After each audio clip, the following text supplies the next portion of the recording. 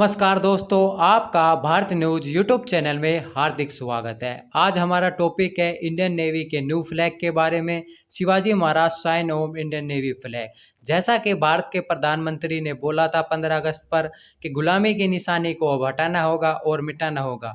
Indian navy का flag जब बन रहा था उस समय ऑल इंडियन सोशल साइट पर यह बहस छिड़ी थी कि छत्रपति शिवाजी महाराज का एक इम्पैक्ट दिखना चाहिए।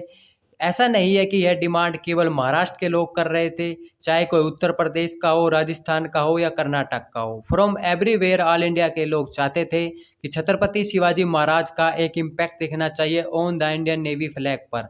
अब हुआ भी कुछ ऐसा ही, जो सेम जोर का जो क्रॉस भारत की नेवी पर पहले था अब उसको हटा दिया गया है। अब नया इंडियन नेवी का फ्लैग आपके सामने है। अब एक वीडियो देखें। 17वीं शताब्दी की शुरुआत में एक छोटे तटरक्षक दल से लेकर 21वीं सदी की बेहतरीन जल सेनाओं में शुमार होने तक भारतीय नौसेना ने एक लंबा सफर तय किया है। भारतीय जल सेना ने एक समृद्ध समुद्री विरासत का संरक्षण गौरव के साथ किया है। मान में गर्व से फहराते इसके ध्वज में बदलाव की संकल्पनाएं की हैं। इस भावना के साथ नौसेना के ध्वज में कई अवसरों पर बदलाव हुए और कई बार इसका रूपांतरण भी हुआ। इसी कड़ी में 2 सितंबर 2022 को भारतीय नौसेना औपनिवेशिक अतीत के अंतिम अवशेषों को ध्वज से हटाकर अपने नए ध्वज को अंगीकृत करेगी। नई पताका के ऊपरी बाएं चतुर्थांश में राष्ट्रीय ध्वज है। साथ ही है एक नीले रंग के अष्टकोणीय चिन्ह के अंदर एक लंगर के ऊपर स्थापित राष्ट्रीय चिन्ह और देवनागरी में नौसेना का आदर्श वाक्य शम नो वरुणः। 2 सुनहरी रेखाओं से बनी ये अष्टकोणीय आकृति महान भारतीय सम्राट छत्रपति शिवाजी महाराज की मुहर से प्रेरित है। दूरदर्शी समुद्री दृष्टिकोण ने एक विश्वसनीय नौसैनिक बेड़े को आकार दिया था। इस बेड़े में 60 युद्धपोत और लगभग 5000 नौसैनिक शामिल थे। जैसा कि आपने वीडियो में देखा, जो हमारी नेवी का नया फ्लैग है इन साइन आर्टिकल में, इसका मतलब ही होता है नेवी का फ्लैग। इसके अलावा आप यहाँ पर देख पाओगे कि शील्ड है जो बहुत ज़्यादा सिमिलर है, लेटरली आप कह भी सकते हैं। इंप्रेशन ली गई है छत्रपति शिवाजी महाराज के रॉयल साइन से। छत्रपति शिवाजी महाराज का जन्म हुआ था 1630 में और उनकी मृत्यु 1680 में हो गई थी। मगर आज भी कई सदियां बीत जाने के बाद हमारी इंडियन नेवी के फ्लैग पर गर्व से उनकी लेगेसी कैरी फॉरवर्ड की जाएगी। यह हर भारतवासी के लिए एक गर्व का क्षण होगा। इससे पहले अटल बिहारी वाजपेयी की गवर्नमेंट ने 2001 से 2004 तक जो सेम जोर का क्रॉस था, जो पहले फ्लैग पर था, जिसका पार्टिकुलर रिलेशन भारत के इतिहास से है नहीं। सेम जोर का फ्लैग काफ़ी इंपॉर्टेंट रखता है इंग्लैंड के लिए। इंग्लैंड के फ्लैग पर सेम जोर का फ्लैग दिखेगा। हमारे हिस्ट्री में सेम जोर का क्या रिलेशन है ये आज तक मैं समझ नहीं पाया हूँ। सेम जोर ने कभी भारत में आज तक कदम तक नहीं रखा था। अटल बिहारी वाजपेयी ने 2001 से 2004 तक क्रॉस रिमूव करके इंडियन नेवी का नया फ्लैग बनाया था। इस झंडे की झलक भी दिखती है न्यू फ्लैग में। नए फ्लैग में बेसिकली हमने यहाँ पर क्या है कि मेन डिजाइन था इस फ्लैग का नेशनल एम्बलम, वह नीचे एंकर दिखेगा, हमने यहाँ से लिया है। इसको फिर रंग दे दिया है गोल्ड एंड ब्लू। इसके नीचे आपको दिखेगा इंडियन नेवी का मोटो।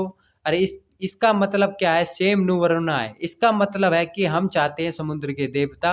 हिंदू धर्म में आपको पता होगा कि वरुण देवता को समुद्र का देवता भी कहते हैं। ये समुद्र के देवता अपनी कृपा हम पर बनाए रखना।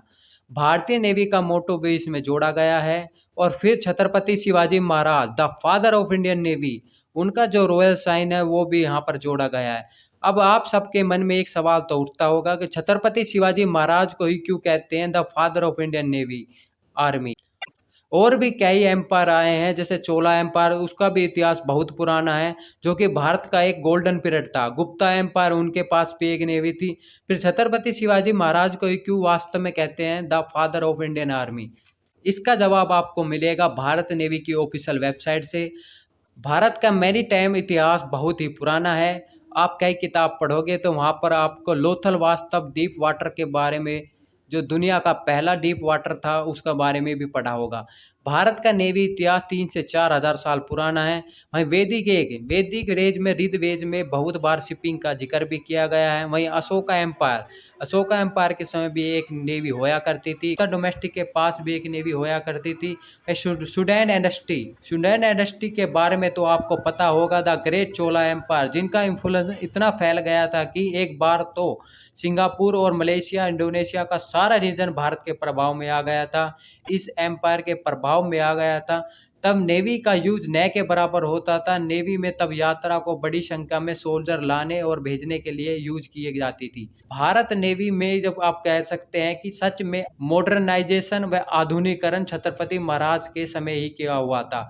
उन्होंने बहुत ही कम समय में यह समझ लिया था कि भारत के आसपास नेवर पावर इकट्ठा हो रहे हैं, चाहे ग्रेट ब्रिटेनियन हो, चाहे एवन पोर्टुगल हो या इवन द फ्रेंच नेवी हो। इन सब एम्पायर को देखकर शिवाजी महाराज ने डिसाइड किया था कि मराठा नेवी को वह मजबूत करेंगे।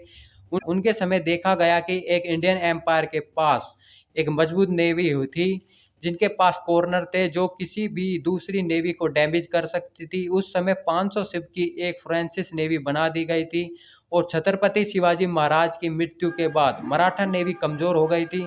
दूसरे पेशवा आए, उन्होंने कभी भी नेवी का इतना इम्पोर्टेंट समझा ही नहीं। मेरे हिसाब से अगर मराठा एम्पायर अपनी नेवी को मजबूत रखता तो ब्रिटिश एम्पायर जिस तरह से भारी हो गए थे मराठा एम्पायर पर, उस तरह से वह डोमिनेट नहीं कर पाते। इसलिए तब भी हमको इंडियन नेवी के फ्लैग दिखे तो अपने इतिहास के बारे में पता करें कि इंडियन नेवी स्ट्रॉन्ग करना कितना इम्पोर्टेंट है। इस पर भारत के पीएमओ का भी एक ट्वीट आया है, आप देख सकते हैं। उन्होंने सीधा सीधा कहा है कि यह गुलामी का प्रतीक था। अब यह भी एक अजीब बात है कि इसको करने में हमको 75 साल लग गए। साउथ एशिया में दिखेगा कि श्रीलंका, मालदीव और पाकिस्तान किसी भी नेवी पर कोई भी गुलामी के निशान है ही नहीं। सच में यह एक गुलामी का प्रतीक था जिसको हटा दिया गया। अब देखना होगा कि जैसे अटल बिहारी वाजपेयी ने इसको चेंज कर दिया था, वहीं न्यू पार्टी की सरकार आई कांग्रेस की, तो उन्होंने गुलामी वाला प्रतीक चिन्ह वापस बदल दिया था। अगर आगे भी ऐसा दूसरी गवर्नमेंट वापस इसको चेंज कर दे तो यह कोई आश्चर्य की बात नहीं हुई होगी। चलो देखते हैं बाद में क्या होता है। ठीक है, तब तक के लिए आप मेरे चैनल को लाइक और सब्सक्राइब कर लिए। मिलते हैं एक नेक्स्ट टॉपिक में, तब तक के लिए भारत माता की जय, वंदे मातरम, जय हिंद।